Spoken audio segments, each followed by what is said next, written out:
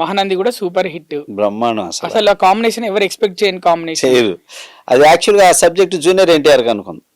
అంటే ఎందుకు జూనియర్ ఎన్టీఆర్ గారిని అనుకున్నారు అంటే మాస్ స్క్రిప్ట్ అండి అది, ఒక రైట్ హ్యాండ్ క్యారెక్టర్ అది. ఇప్పుడు నరసింహనాయుడులో ఒక బాలకృష్ణ లాంటి క్యారెక్టర్ అది, ఒక ఫ్యామిలీని కాపాడే క్యారెక్టర్ నరసింహనాయుడులో బాలయ్య బాబు చేశాడు. అట్లాగే ఇందులోకి వచ్చేసరికి ఒక రౌడీ షీటర్కి రైట్ హ్యాండ్, ఒక పెద్ద క్యారెక్టర్కి. అలాంటి చేయాలంటే మాస్ హీరోనే ఉండాలి. సో అట్లా అని చేసుకున్నది. కానీ అప్పటికి జూనియర్ పెద్ద స్టార్ కదా, అలాంటి క్యారెక్టర్ స్టార్ అయిపోయాడు, ఫుల్ బిజీగా ఉన్నాడు. ఇప్పుడు అప్పుడు కథలు కూడా తన దగ్గర జూనియర్ వినేవాడు కదా. ఫస్ట్ కొడాలి నాని వినేవాడు.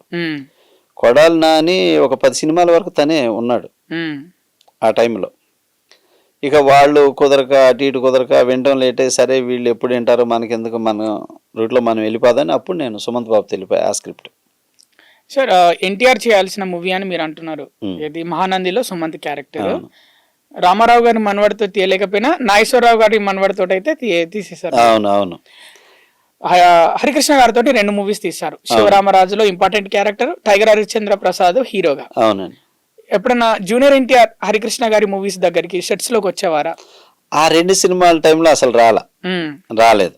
కానీ హరికృష్ణ గారు ఏమైనా చెప్పేదా? జూనియర్ మాట్లాడేవాడు, కళ్యాణ్ రామ్ గురించి మాట్లాడేవాడు, ఎన్టీఆర్ గురించి మాట్లాడేవాడు. కళ్యాణ్ రామ్ ఏంటంటే అప్పుడే చదువుకొని జర్మనీ నుంచి వచ్చాడు.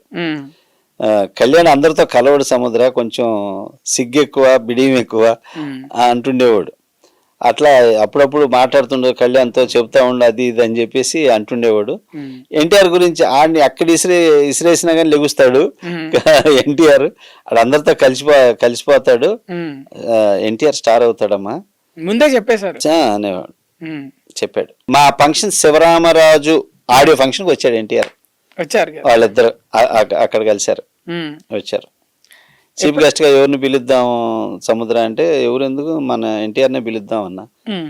సరే అట్లయితే అని చెప్పేసి ఎన్టీఆర్ దాని చీఫ్ గెస్ట్ శివరామరాజుకి ఆడియోకి.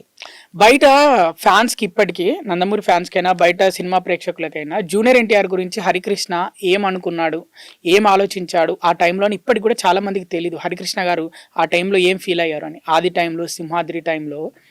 ఆది సింహాద్రి హిట్ అయ్యాక మీరు ఎప్పుడైనా హరికృష్ణ గారిని కలిసారా? అప్పుడు ఏమన్నారు ఎన్టీఆర్ గురించి? అంటే ఆది టైంలో నేను కలవల హరికృష్ణ గారిని. ఆది రిలీజ్ తర్వాతే మా శివరామరాజు ఫైనల్ అయింది, ఆది తర్వాతే. బట్ ఆయన చాలా హ్యాపీ ఎన్టీఆర్ విషయంలో. ఎన్టీఆర్ విషయంలో తను మంచి హీరో అయ్యాడు అనేది చాలా హ్యాపీ. మామూలుగా సార్ వాళ్ళ కొడుకు ఎవరైనా పెద్ద హిట్లు కొట్టి స్టార్ హీరో అయిపోతే మామూలుగా ఫాదర్స్ ఒక తెలియని సంతోషం బీభత్సకరంగా చూపిస్తారు బయట జనాలకి, మీడియా ముందుకు రావటము, లేకపోతే పేపర్లలో ఇంటర్వ్యూలు ఇవ్వటం. హరికృష్ణ గారు అట్లా ఒక్కటి కూడా ఇవ్వలేదు, 1-2. బట్ ఏంటంటే ఒక సినిమా, 2 సినిమాలు, 3 హిట్లతో ఆ విధంగా చెప్పుకోలేరు.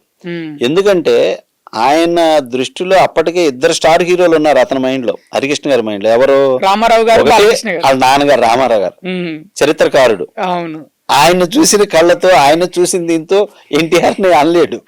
నంబర్ 1. నంబర్ 2 వచ్చేసరికి బాలకృష్ణ గారు. అవును, బాలకృష్ణ గారు అప్పుడు బీభత్సం స్టార్. ఆయన బాక్స్ ఆఫీస్ బొనాంజా. ఆయన చూసి ఎక్కువగా బాలకృష్ణ గారి గురించి అనేవాడు, చూడు మా తమ్ముడు ఎంత బాగున్నాడు, చూడు ఏదైనా నా తమ్ముడేనాయా అని బాలయ్య బాబుని అనేవాడు. అంటే జూనియర్ అప్పటికి 4 సినిమాలు చేశాడు. అవునవును, 4 చేసి ఉన్నాడు. సో అప్పుడు బట్ జూనియర్ గురించి చెప్పేవాడు, తారక్ అద్భుతమైన టాలెంట్ నా సముద్ర, నాన్నగారి తర్వాత అంత గొప్ప మెమరీ, అంత కాన్ఫిడెన్స్ ఉన్న పర్సన్ ఎన్టీఆర్ అని అది చెప్పేవాడు. తను నా కొడుకు కదా అని చెప్పి అని పొగిడి చెప్పేవాడు కాదు. ఇది మాత్రం అనేవాడు నా దగ్గర, అది చాలా గ్రేట్ మెమరీ సముద్ర తారక్దే అని చెప్పేవాడు. జూనియర్ ఎన్టీఆర్ కూడా భయపడేవారంటే ఎక్కువ హరికృష్ణ గారికి కనిపించినా కూడా? లేదు అసలు జూనియర్ ఎవడు భయపడ్డా, అస్సలు క్వశ్చనే లేదు. కాకపోతే భయపడ్డట్టు యాక్ట్ చేస్తాడు అంతే. అంటే నాన్నగారు అంటే రెస్పెక్ట్. కాకపోతే హరికృష్ణ గారిని చూస్తే వైల్డ్ గా కనపడతాడు కదా, కానీ ఏంటంటే ఆయన ముందు సరే నాన్నగారు, ఓకే నాన్నగారు అట్టుంటాడు. జనరల్గా ఏంటంటే ఫాదర్కి ఇచ్చే రెస్పెక్ట్, భయం అని కాదు కానీ చాలా రెస్పెక్ట్ ఎన్టీఆర్కి వాళ్ళ నాన్నగారు అంటే చాలా రెస్పెక్ట్. ఆ రెస్పెక్టే ఉండేది తప్ప భయం కాదు.